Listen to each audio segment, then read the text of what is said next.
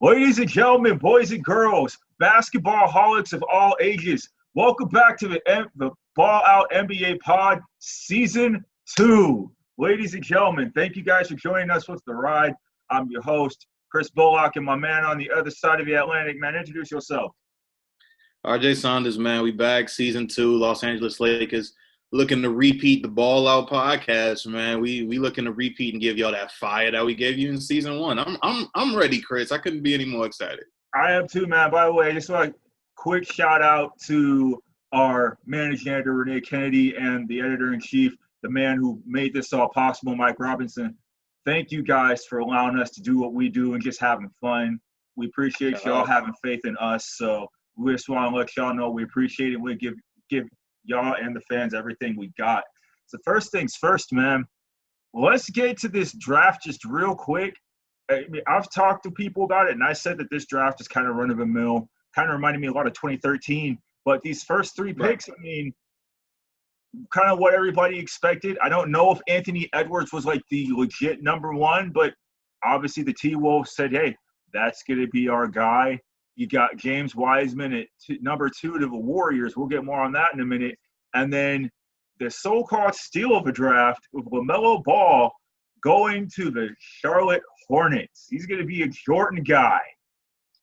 This is definitely going to be an interesting one. I think the biggest thing for me that I have kind of looked at with this draft, and we talked about it a couple days before leading up to this, I think fit's going to be like a real big thing with a lot of these guys.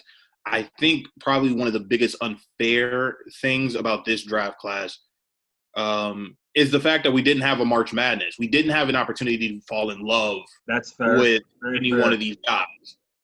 James Wiseman, only played about 3 games. 3 games in Memphis. Anthony Edwards, I mean, honestly, and I'm in the Jacksonville area, I didn't watch a lot of Georgia basketball. I mean, I don't watch a lot of college to begin with until March Madness, but I didn't know too much about him. You know about LaMelo because he's been in the public eye since he was like 9. We've always heard about him. The rest of these guys, I mean, unless you've had your ear to the street or you've watched, Ball is Life or Hoop Mixtape or something like that, you really don't know too many of these guys. So there wasn't that one guy that had, this great, fantastic run in March Madness to where you said, Cassius Stanley can be a lottery pick, or you look at, maybe a Tyrell Terry if, Stanford makes it to somewhere like the NIT, or if they make it to the NCAA tournament, to where you say, okay, this guy, is an absolute gunner. He could simply be like a guy that could be a serviceable product. We talked about that 2013 NBA draft. Only 2 guys really have been all-stars in that draft. I think this is going to be a draft. That's crazy. So I think this draft we're gonna look back on probably in the next 5 years and probably say either it was really good or just a couple of guys were stars in that draft. But I mean, some teams may have found their fit with the guys that they selected, but you're just gonna have to roll out the ball and you're gonna have to see what happens. So don't want to really say a lot yet, but this is going to be an interesting one. Very much so. All right. So, speaking on that, let's get to the biggest talked about, one of the most talked about stories, the Houston Rockets and that implosion that's coming. I mean, I mentioned this in my column I'm working on, that if you had told me that Houston was going to decide to blow it up this offseason, I would have listened, but I wouldn't have believed you. And then all of a sudden the dominoes just kept falling and falling. Mike D'Antoni to Brooklyn, Daryl Morey to Philadelphia, Russell Westbrook wants out, and then James Harden turned down a 2-year, $103 million extension. Would have been the first ever $50 million man. He's like, I want to go to Brooklyn. Ain't even about money no more. I just want out. And, of course, the Rockets are like, we still got y'all for 2 more years. We'll just run it back if we can't get what we want. We're going to ask for the sun, the moon, and the stars. Right. I mean, and it should be no more simple than that. I think Houston's probably put everybody on notice in the NBA that, listen, we got a new coach, and Mr. Silas, and shout out to him, for getting that head coaching gig. But we're going to try to rebuild this. We're going to try to start all over. But how bad do you want these guys? How much of your proverbial NBA soul are you willing to sacrifice in order to get a guy like James Harden or get a guy like Russell Westbrook? James Harden is well within his right not to sign, that $50 million extension, becoming the first $50 million player. Well within his right. Houston's well within their right to say we're not going to trade you.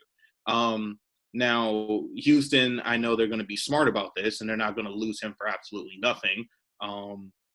But you look at Brooklyn, and I just feel like that's going to be an interesting situation if the trigger is pulled. You heard reports from Woj where he said, Houston either wants Kevin Durant or Kyrie Irving. But let's just run with it and say that they eventually agree not to have either of them, and you just give up your entire young core.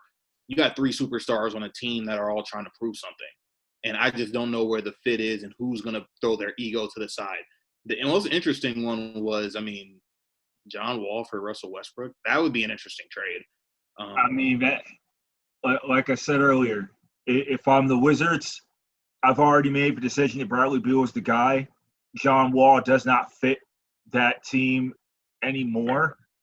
If you're going to make the move for Westbrook, it's with an understanding that you're willing to eat all that money that's coming. It's 132 million over the next 3 years. By the time he's finished, he'll be 35.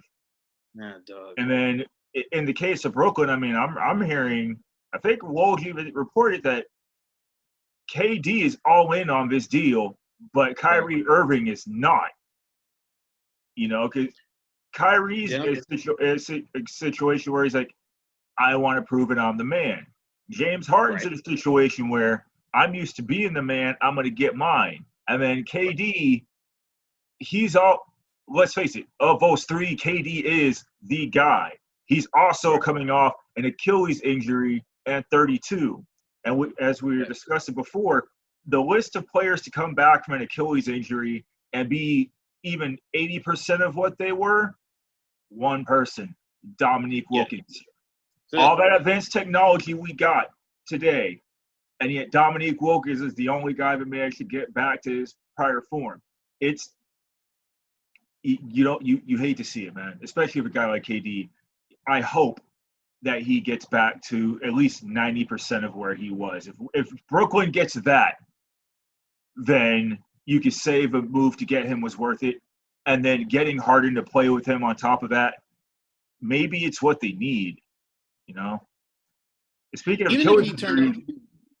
I'm just saying, even if Kevin Durant turned out to be like a younger Carmelo Anthony, where it's just, mid-range, obviously a better three-point shooter than Melo was, coming into the league.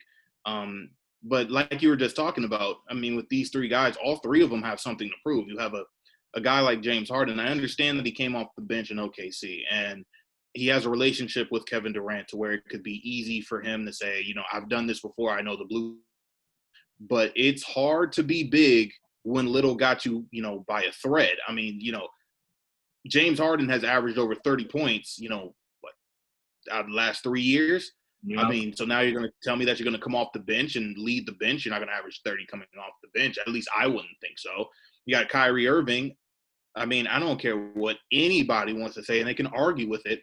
He still wants to prove that he can win a championship, 1, without LeBron James, and 2, that he is an integral piece on a championship team, because he went to a Boston situation where they went to the Eastern Conference Finals without him. You cannot tell me that's still not hanging over his head.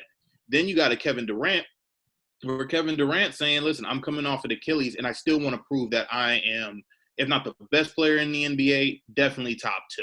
And you have to prove he could do it without Steph, too, because, that's prove that, never going to hang over his head. Exactly, because, everybody's going to say, not all rings are created equal. So now he has to prove that he can win a ring without a la Steph Curry and Klay Thompson and Draymond Green and that whole system that was the Golden State Warriors. So all these 3 guys have something to prove. I get it would be a Team USA thing, but this isn't Team USA where it's us against the world. It's now a thing of who's going to say their ego can be put to the side the least for the betterment of the team. And I just don't see any one of these 3 guys being that, just due to the fact that all 3 of them have something to prove. That's just me. Speaking of Klay Thompson, we're touching on this real quick. lower left leg injury while practicing today. He had to get walked off the court. As you know, he's already coming back from a leg injury from last season, and word is the team fears that it might be his Achilles. If that is the case and Klay Thompson is out for another season, if you're Golden State, man, what are you thinking? Like this? That absolutely kills me. And for me, once I heard that, once I saw the tweet, just like right before, right before the draft, right before the draft, I'm like, LaMelo Ball. LaMelo Ball is the guy you're going to draft to be the running mate. But if you heard LaMelo Ball, LaMelo said he really doesn't want to play off guard. He wants the ball in his hands. He wants to be the guy that's initiating everything. So that may be the reason why Golden State elected not to go with him. However, when you did hear a Golden State franchise that was saying, we're looking to possibly trade the number 2 pick, and you may try to package that with Andrew Wiggins, and I know we're going to touch on this real quick, but if I'm the Milwaukee Bucks, do I say that I'm going to package, Chris Middleton, and after this Bogdan trade didn't, flesh out, if I can give you, like a Chris Middleton and Ersan Ilyasova and a Dante DiVincenzo for Andrew Wiggins and the number 2 pick, yeah, I may consider that if I'm Milwaukee. Yeah, I may consider that if I'm Golden State. A lot of people may say that they won't, but at least I'm looking at that, because when I saw this draft, I was looking at it and saying, I don't know who Golden State really needs from this draft. I don't know how Wiseman fits, because if you've looked at Golden State throughout their entire history, through this 5-year championship run, they haven't had a dominant center on their team. JaVale McGee, Zaza Pachulia, that was really it. I mean, you had what? Exactly, yeah, Festus Ezeli, guys like that, but you really didn't have like a dominant guy. And now you're looking at a James Wiseman at 7'1". I'm looking at him almost like a Jordan Bell. And Jordan Bell was selected towards the end of the first round when Golden State drafted him. So if you're saying I use the number 2 pick to get Jordan Bell 2.0, I wouldn't like that. Unless they're going to package that and say James Wiseman, Andrew Wiggins, and some future assets to go get somebody else. I think Milwaukee, if they can't get Bogdan, should have been in prime position to say, you know what, let's try to shake, the NBA just a little bit.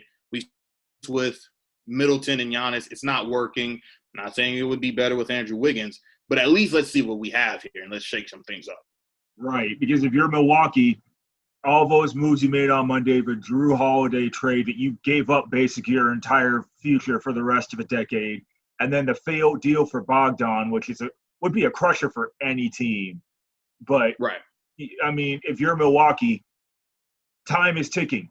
Giannis becomes a free agent next season. Right. This either works or it doesn't. And if it doesn't, you got to look.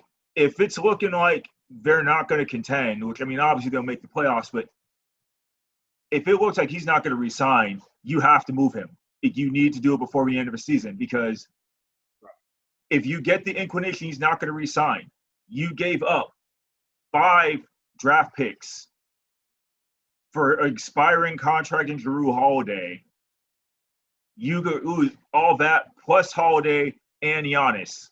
And no, you can't. You just can't.